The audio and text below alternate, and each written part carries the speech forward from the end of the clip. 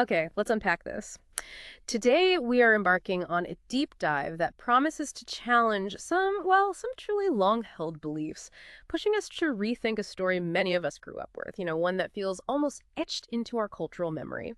We're going to plunge into a fascinating piece of revisionist history titled Hanukkah's Hellenic Reckoning, a revisionist history by Richard Preschel. Our mission, as always, is to extract those surprising insights, those aha moments, and the provocative contrarian views from this specific material, offering you a fresh, nuanced perspective on a narrative that might feel incredibly familiar, maybe even sacred. The core tension this source brilliantly explores is, well, it's quite profound. It's the traditional, often simplified portrayal of the Hanukkah story versus a much more complex, historically informed understanding, particularly concerning who we've been taught to see as the villains and the heroes. Prepare to have some assumptions gently but firmly shaken. Yeah, what's truly fascinating here is how deeply our personal experiences, our early learnings, even our childhood fascinations can shape our historical interpretations. And when new compelling information comes along, it can create what the author so aptly describes as cognitive dissonance. That sort of uncomfortable feeling when deeply held beliefs clash with new evidence. This deep dive really highlights the immense value of critically examining well-known stories, not to dismantle them or negate their cultural significance, but rather to enrich them, to gain a deeper, more complete understanding. We'll be exploring how the historical narrative of Hanukkah, especially concerning the mighty Seleucids and the valiant Maccabees, might be viewed through a radically different lens, one that challenges some of our foundational assumptions about the nature of the conflict and the true motivations of its key players. It's about moving beyond the simple good versus evil that often pervades these historical retellings. Right. And Richard Preschel starts his exploration not with ancient texts, interestingly, but with a very personal moment, a moment of profound intellectual friction, what he calls his own aha moment, though perhaps it felt more like a jarring collision of worlds back then. Imagine being a child, maybe 7 or 8 years old, sitting in a classroom. He was at a Jewish school in Caracas, Venezuela, learning a story one way.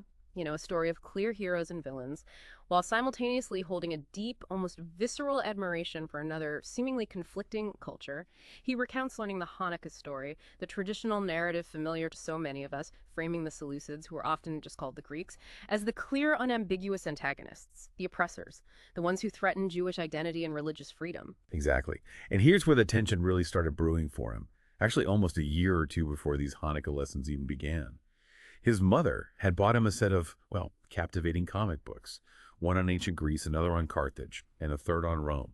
And from that early age, he developed what he describes as a lifelong, almost passionate admiration for Greek and Roman civilizations.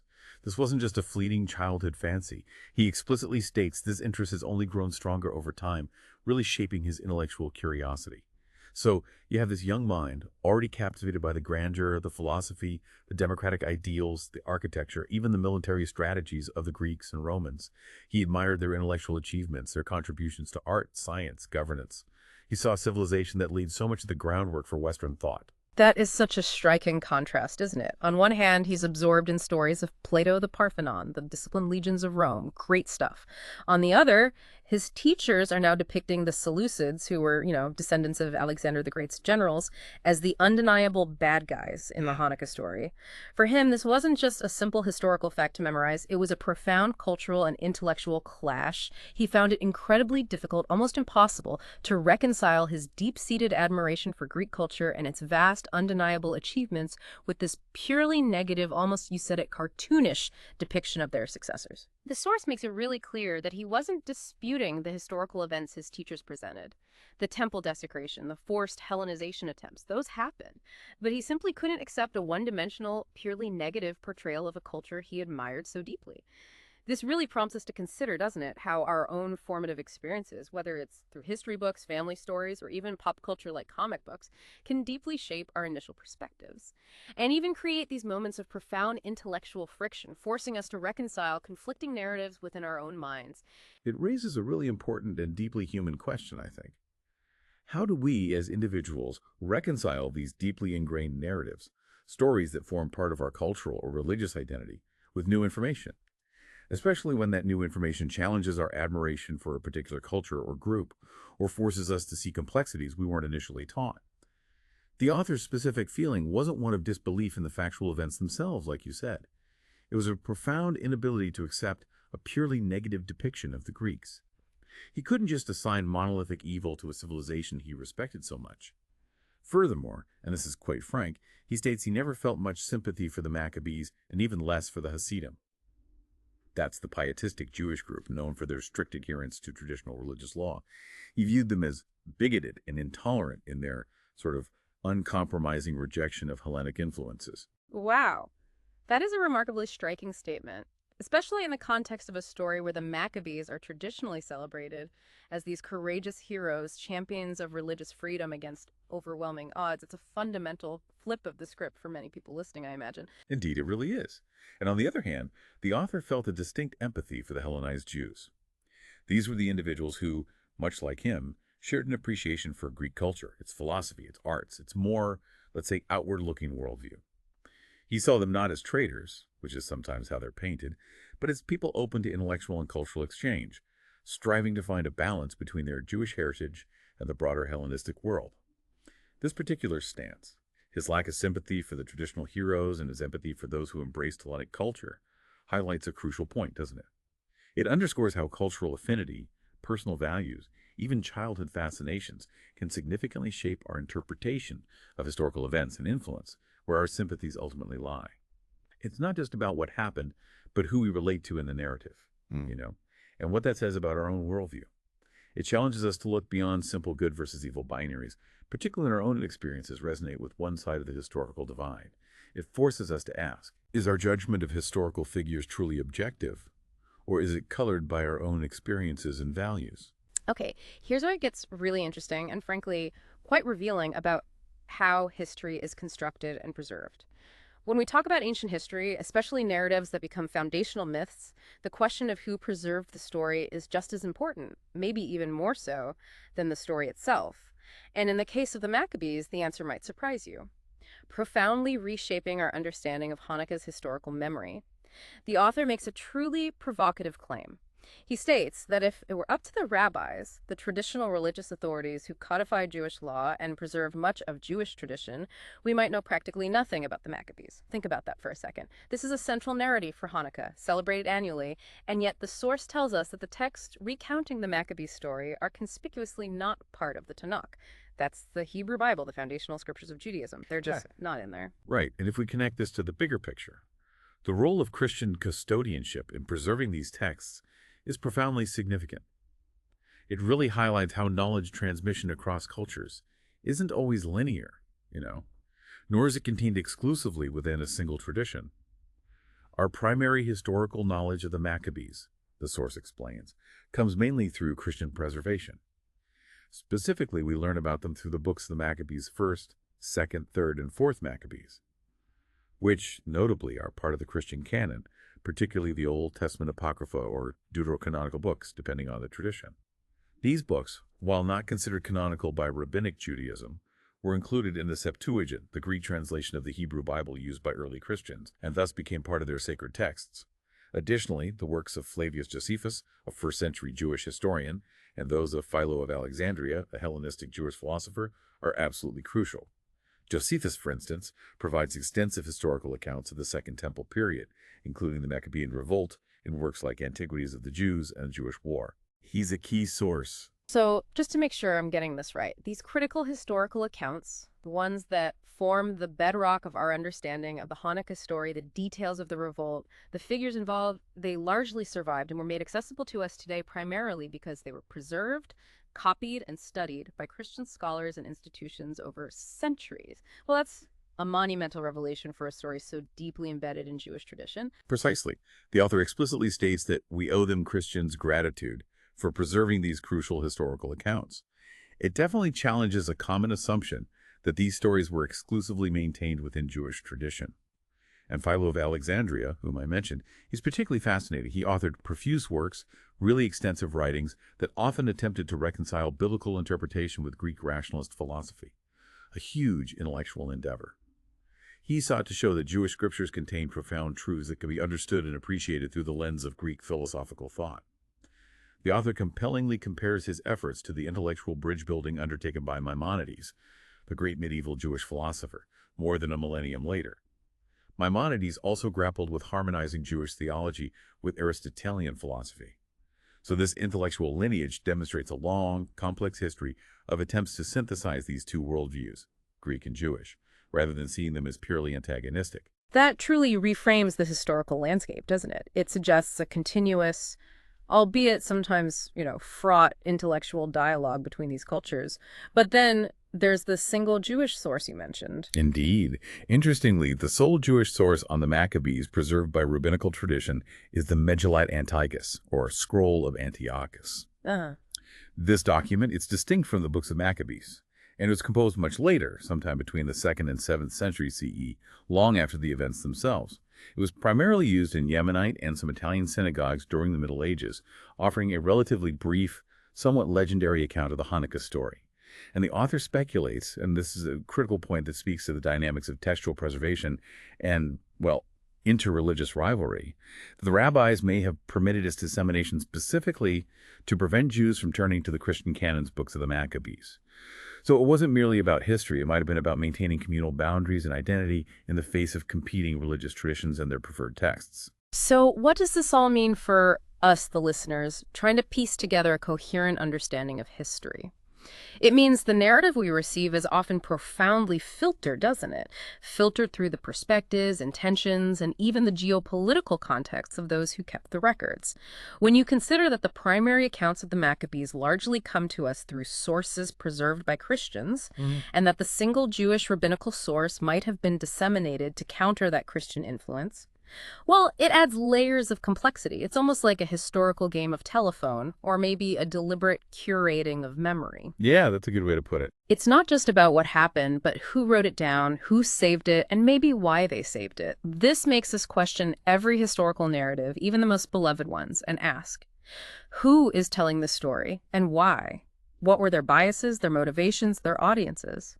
It underscores the idea that history isn't just a list of objective facts, but a narrative constructed and transmitted by various hands, each with their own intentions and biases, whether conscious or unconscious, shaping the very story we inherit.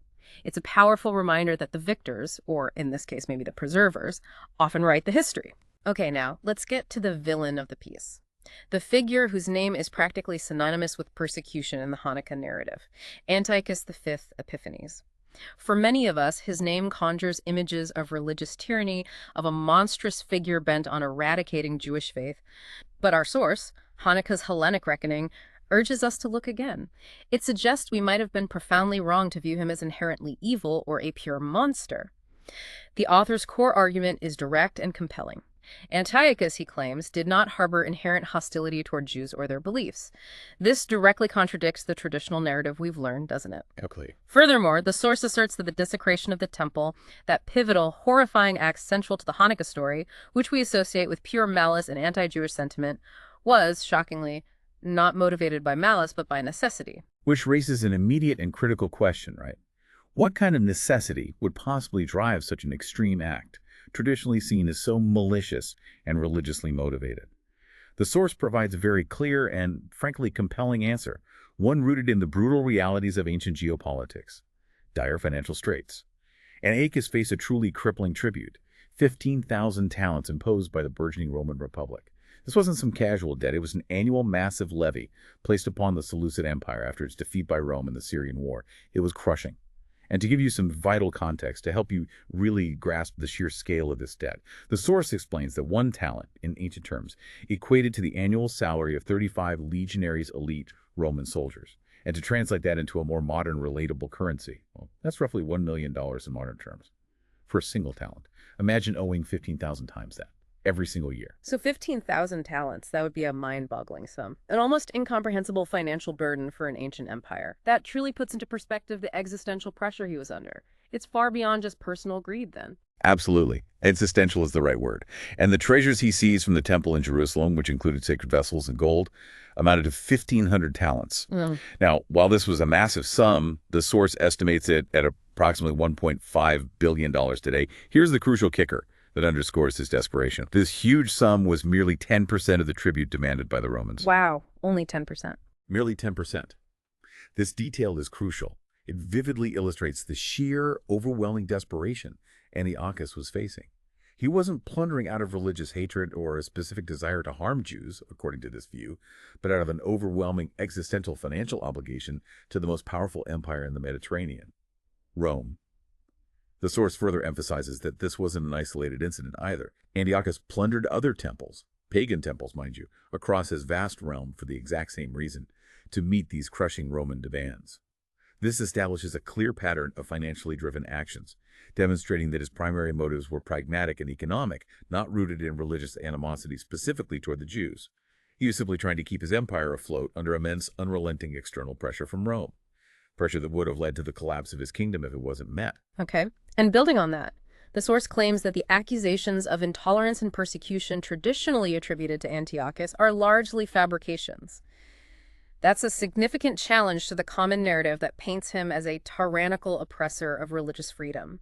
It asks us to fundamentally rethink his character and his entire reign, moving beyond a simplistic evil king archetype. Right.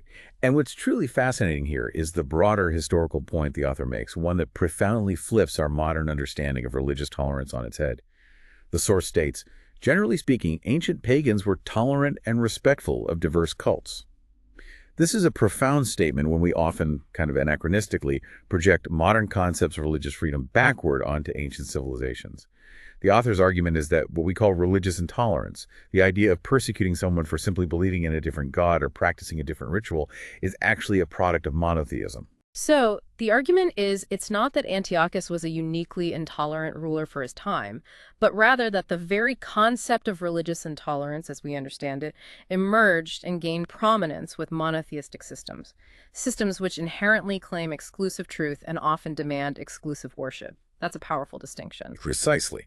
Unlike polytheistic systems, which could often easily incorporate new gods or syncretize beliefs, monotheism, by its very nature, often posits a single exclusive truth. This can naturally lead to conflict with differing beliefs. The author notes that the heathens, whom Philo labeled polytheists, a term the source argues is a monotheistic invention that implies a chaotic multiplicity, were in fact remarkably tolerant in practice. They generally had no issue with other gods or religious practices. They often incorporated them into their own pantheons or simply coexisted with them, so long as the local deities were also respected. Their pantheons were expansive, not exclusive. Okay, so how does this apply specifically to Antiochus then? What about the specific things he's accused of, like banning Jewish practices? Well, in specific regard to the allegations against Antiochus himself, the source directly states that he neither outlawed circumcision nor persecuted individuals for their beliefs. This contradicts some of the most ingrained elements of the Hanukkah story we've been taught, which often emphasize prohibitions against core Jewish practices like circumcision or Sabbath observance. Now, the source does acknowledge the truth of the pig sacrifices by soldiers in the Acra fortress within Jerusalem's city walls. It notes this deeply offended pious Jews. No question about that. Right, that sounds pretty offensive. Absolutely. But crucially, it reinterprets the outrage. It argues that the outrage primarily stemmed from the pious Jews' intolerance of the legionaries' cultic practices. The soldiers, the source posits, did not compel others to eat pork. They were simply content to have enough for themselves, perhaps in their own barracks or during their own rituals, common in their tradition. So it wasn't forcing it on others, just doing their own thing, which happened to be deeply offensive. That's the interpretation presented here. It portrays the conflict not as one-sided persecution by Antiochus, but as a clash of two different forms of intolerance, perhaps. The polytheistic approach of the soldiers, who simply practice their own rituals, versus the monotheistic intolerance of the pious Jews, who were profoundly offended by the mere presence of practices they considered anathema, even if those practices weren't forced upon them. It's a critical reframing. And the author points to scholarly backing for this revisionist view, specifically citing academic work reassessing Antiochus and his relationship with the Jews. So this suggests it isn't just a contrarian opinion born of personal bias, but one supported by rigorous academic research scrutinizing primary sources and historical context. It invites us to consider that Antiochus, famously called Epiphanes, God manifest, by his supporters, and Epiphanes, madman, by his detractors, was perhaps a more complex, maybe even tragically pragmatic figure, caught between crushing Roman demands and internal cultural clashes, rather than a purely malevolent one. So what does all of this mean when we put it together? Our deep dive into Hanukkah's Hellenic reckoning truly pushes us to reconsider the traditional black and white narrative of Hanukkah. It reveals a much more complex, vibrant, and at times uncomfortable historical tapestry.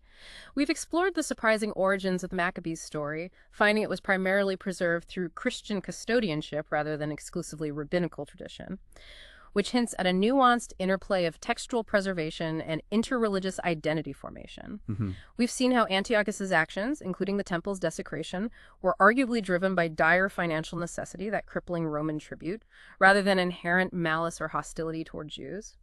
And perhaps most profoundly, we've grappled with this idea that what we commonly call religious intolerance is, in the author's view, largely a product of monotheism, and that ancient pagans were generally tolerant of diverse cults, thereby shifting the perceived blame from Antiochus being some kind of anomaly to a broader reevaluation of how religious tolerance was understood and practiced back then. And this reevaluation extends to the traditional heroes of the story as well, doesn't it?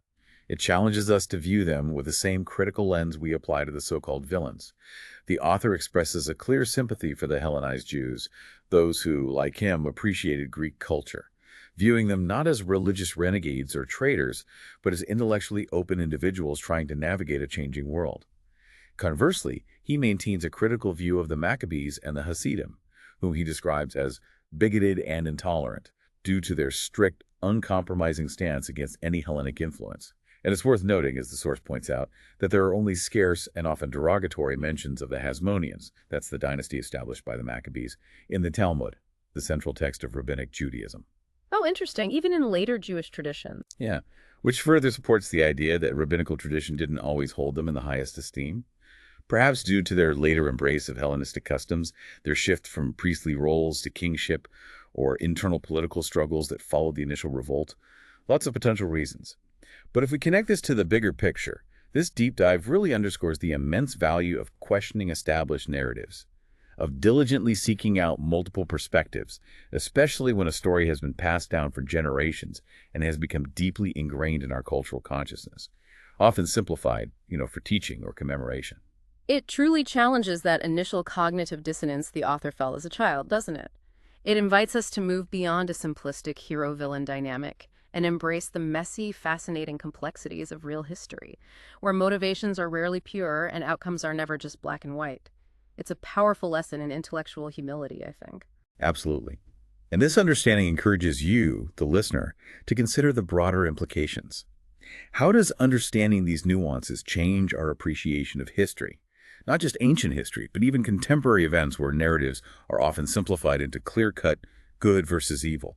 It highlights that knowledge is most valuable when it's really understood and applied, and that critical thinking is just essential in a world saturated with information, where the origins and biases of our sources can subtly, yet profoundly, shape our understanding. This deep dive into a familiar story reminds us that true understanding often comes from asking inconvenient questions and being willing to explore uncomfortable answers. This journey through Richard Preschel's revisionist history truly gives us those aha moments, showing us that even the most familiar stories have hidden depths and surprising facts waiting to be uncovered, if only we're willing to look right. Exactly. And this deep dive invites you to consider this. How many other stories that seem simple or clear-cut on the surface, might truly transform if we retrace their origins, their motivations, and the complex pathways of their preservation with the same critical, open-minded curiosity? What other villains might turn out to be figures of tragic pragmatism, and what heroes might reveal a less than rosy side when examined closely? Something to think about. Thank you for joining us on this deep dive.